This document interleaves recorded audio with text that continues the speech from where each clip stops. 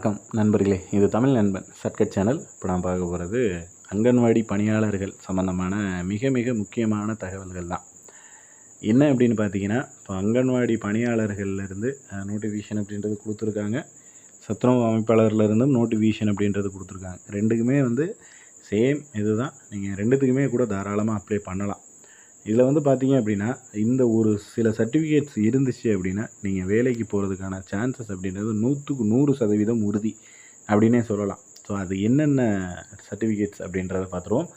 முதல்ல இந்த வேலைக்கு நமக்கு எல்லாருக்குமே தெரிஞ்சது, பெண்கள் மட்டும்தான் இதில் போட்டி போட முடியும். ஆண்கள் அப்படின்ற ஒரு நபர் இந்த வேலைக்கு அப்ளைவே பண்ண முடியாது அப்படிங்கிறப்பவே உங்களுக்கு முதல் 50% வெற்றி உறுதியாயிடுச்சு அப்படின்னே சொல்லலாம். மீதி 50%க்கு தான் நீங்கள் போட்டி போட போகிறீங்களே. ஸோ இதுலேயும் பார்த்தீங்க அப்படின்னா, உங்களுக்கு ஆதரவற்ற விதவை அப்படின்ற ஒரு சர்டிஃபிகேட், அதாவது ஆதரவற்ற பெண்ணு, கணவரால் கைவிடப்பட்டவர், மாற்றுத்திறனாளி குழந்தையோட பெண்ணு, மாற்றுத்திறனாளி குடும்ப தலைவி, விண்ணப்பதாரர் குழந்தைகள் அல்லது கணவனோ விபத்து நாள்பட்ட நோயினால் பாதிக்கப்பட்டவர், இந்த மாதிரி இருக்கிற சர்டிஃபிகேட்ஸை விடவும் ஆதரவற்ற விதவை அப்படின்ற சர்டிஃபிகேட் இன்னும் கொஞ்சம் வேல்யூவானது. ஆதரவற்ற பெண்கள் அப்படிங்கிறத தாண்டியும் ஆதரவற்ற விதவை அப்படிங்கிறது இன்னும் உங்களுக்கான பெனிஃபிட்ஸ் அப்படின்றத அதிகப்படுத்தி கொடுக்கும். ஸோ முடிஞ்ச வரைக்கும் விதவை அப்படிங்கிறது ஒன்றுங்க, ஆதரவற்ற விதவை அப்படின்றது ஒன்றுங்க. ரெண்டுத்துக்கும் வித்தியாசம் இருக்குது. ஸோ அதனால் ஆதரவற்ற விதவைன்னு சர்டிஃபிகேட் வாங்கிக்கிட்டீங்க அப்படின்னா கண்டிப்பாக அதுக்கு நிறைய வேல்யூ இருக்குது. அதற்கான இடஒதுக்கீடும் பார்த்தீங்க அப்படின்னா கவர்மெண்ட் சைடில் ஒரு 25% அப்படின்ற அளவுக்கு ஒதுக்குவாங்க. ஸோ ஒதுக்கியிருக்காங்க இந்த போஸ்டிங்க்கு. ஸோ அதனால் இதில் உங்களுக்கு 25% நார்மலாக இருக்கிற கேண்டிடேட் 75 போகிறாங்க அப்படின்னா, இந்த மாதிரியான கேண்டிடேட் 25 போய் தான் ஆகணும். அதுதான் நிதர்சனமான உண்மை. அதனால் முடிஞ்ச வரைக்கும் உங்களுக்கு அந்த சர்டிஃபிகேட்டுக்கான எலிஜிபிள்லாம் இருக்குது அப்படின்னா, நீங்கள் அதை வாங்கி கையில் வச்சுக்கிங்க. இந்த ஒரு சர்டிஃபிகேட் இருந்துச்சுன்னா போதும், நீங்கள் வேலைக்கு போகிறத யாராலையுமே தடுக்க முடியாது. எந்த ப்ராப்ளம் இருந்தாலும் நீங்கள் தாராளமாக வேலைக்கு போய் ஜாயின் பண்ணிடலாம். அதில் எந்த சந்தேகமும் இல்லை. அடுத்தது பார்த்தீங்க அப்படின்னா, இப்போ நம்ம அதே போல் நம்ம சொன்ன இந்த சர்டிஃபிகேட்ஸ் எல்லாமே இருந்தாலுமே இதற்கும் வேல்யூவபிள் அப்படின்றது இருக்குது. அதாவது நார்மலாக நாங்கள் ஒரு பெண்கள் அப்படின்னு போய் நிற்கிறதும், ஆதரவற்ற பெண்ணில் வருவேன், இல்லை மாற்றுத்திறனாளிகளில் வருவேன், அல்லது ஆதரவற்ற விதவையில் வருவேன், கணவரால் கைவிடப்பட்டவர், இந்த மாதிரி ஏதோ ஒரு ப்ரியாரிட்டி, ஏதோ ஒரு முன்னுரிமையெல்லாம் போய் முன்னாடி நிற்கும்போது நீங்கள் நார்மலாக நிற்கிறதுக்கும் ரெண்டுக்கும் வித்தியாசம் இருக்குது. ஸோ அதனால் இந்த மாதிரியான சர்டிஃபிகேட் எது ஒன்று இருந்துச்சு அப்படின்னா உங்களுக்கு ஒரு 50% அதிகமான வாய்ப்பு இருக்குது. ஏதாவது ஒன்று. பட் ஆதரவற்ற விதவை இருக்குது அப்படின்னா 100க்கு 100% உங்களுக்கு கூப்பிட்டு வேலை உங்களுக்கு கையில் தான் அப்படிங்கிறதுல எந்த டவுட்டும் இல்லை. அடுத்தது பார்த்தீங்க அப்படின்னா, இன்டர்வியூக்கு நம்ம எப்படி தயாராகலாம்? ஏன்னா இன்டர்வியூவில் கேள்விகள் கண்டிப்பாக இருக்குங்க. 100% கேள்விகள் கேட்பாங்க. அது உங்களுக்கு பேசிக்கான ஒரு நாலேஜ் இருக்கா, பேசிக்கான ஒரு அறிவு இருக்கா அப்படின்றத செக் பண்ணுறதுக்காகவே அவங்க கேள்விகள் அப்படின்றது கேட்பாங்க. நம்ம ஸ்டடி மெட்டீரியல்ஸ் அப்படின்றது கொடுத்துக்கிட்டு இருக்கோம். தேவைப்படுற நபர்கள் இங்கே கீழே டிஸ்பிளேயில் தெரிகிற காண்டாக்ட் நம்பருக்கு கால் பண்ணிவிட்டு அமௌண்ட் பே பண்ணிவிட்டு மெட்டீரியல்ஸ் அப்படின்றத வாங்கிக்கலாம். ஸோ மெட்டீரியலில் பார்த்தீங்க அப்படின்னா, இதற்கு முன்னாடி நடந்த டிபார்ட்மெண்ட் எக்ஸாமோட கொஷின்ஸ், அதை நான் உங்களுக்கு கூட அடுத்து ஷோ பண்ணி காமிக்கிறேன் என்ன மாதிரி கொஷின்ஸ் இருக்கும் அப்படின்றது.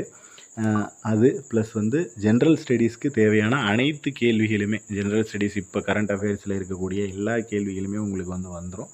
ப்ளஸ் டிபார்ட்மெண்ட் எக்ஸாம்ஸாக இதற்கு முன்னாடி நடந்த தேர்வுகளில் அவங்க கேட்கப்பட்ட கேள்விகள், அதனுடைய தொகுப்பு அப்படின்றது கொடுத்துருவோம். அது ஏன் ப்ரீவியஸ் இயரில் டிபார்ட்மெண்ட் எக்ஸாம்னால், கண்டிப்பாக டிபார்ட்மெண்ட் எக்ஸாமில் இருக்கக்கூடிய கேள்விகள் ரொம்ப ரொம்ப ஹை லெவலில் இல்லை.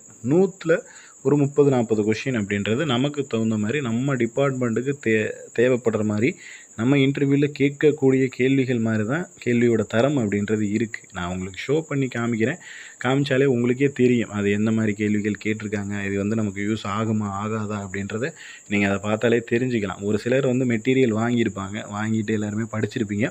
பட் படித்தாலும் எப்படி படிக்கணும், இதிலேருந்து எப்படி கேள்விகள் வரும் அப்படின்ற குழப்பம் இருக்கும்.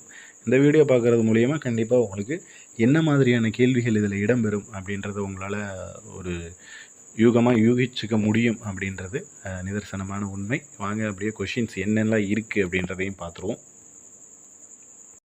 ஸோ இதில் வந்து முக்கியமான கேள்விகள் அப்படின்றது நம்ம பார்த்துருவோம்.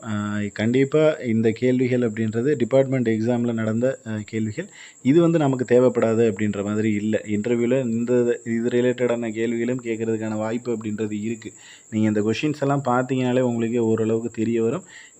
இதை வந்து என்ன அப்படின்னா நம்ம ஸ்டடி மெட்டீரியலோட சேர்த்து ப்ரொவைட் பண்ணியிருக்கோம். ஸோ இதில் இருக்கிற கொஷின்ஸையும் ஒரு கிளான்ஸ் நீங்கள் பார்த்துட்டு ரொம்ப புரியாத இன்டெப்த்தாக இருக்கிறத பார்க்க வேணாம். புரிகிற மாதிரியான கொஷின்ஸ், அதாவது 100ல் ஒரு 30 கொஷின் நமக்கான கொஷினாக இருக்கும். மீதி 70 கொஷின் தான் ரொம்ப டீப்பாக இருக்கும், இன்டெப்த்தாக இருக்கும். அதை நீங்கள் விட்டுருங்க. அந்த 70 கொஷின், அந்த 30 கொஷின் தெரிஞ்சுக்கணும்.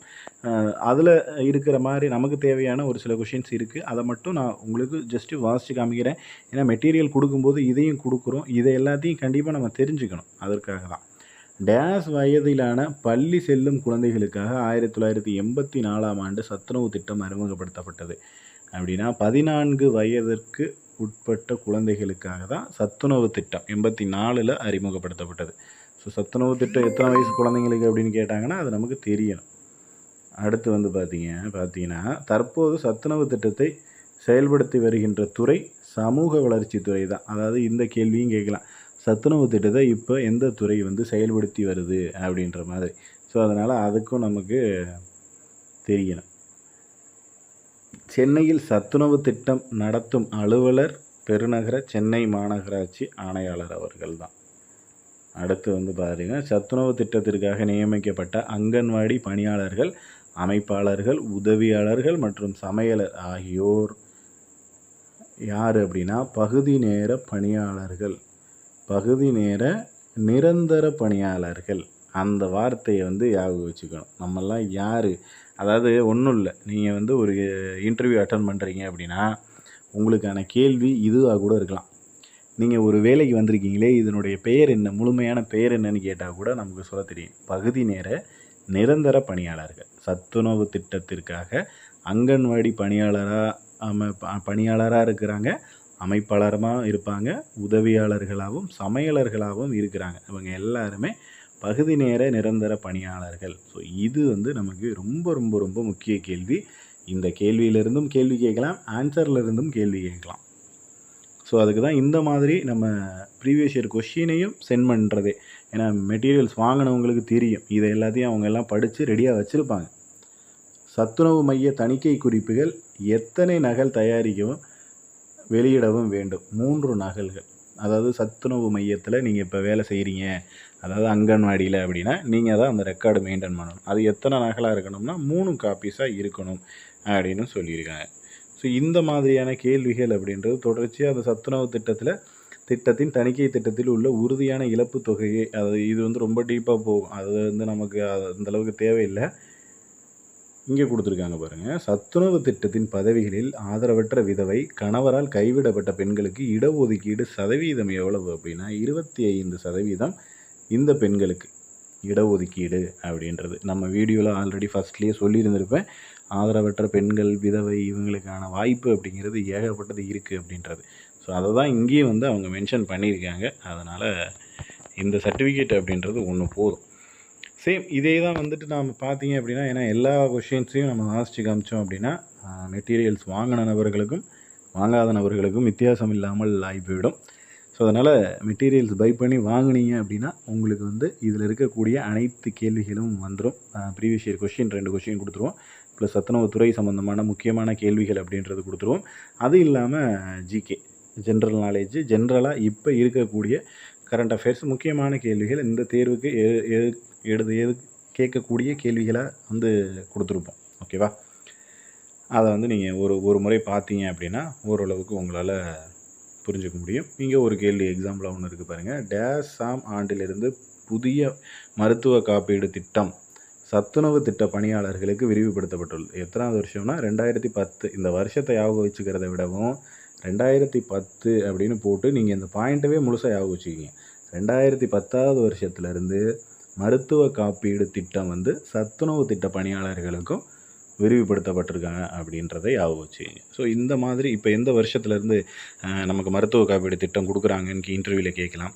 அல்லது முதல்ல மருத்துவ காப்பீடு திட்டம் நமக்கு இருக்கா, நம்மெல்லாம் அதில் வருவோமான்னு கேட்கலாம்.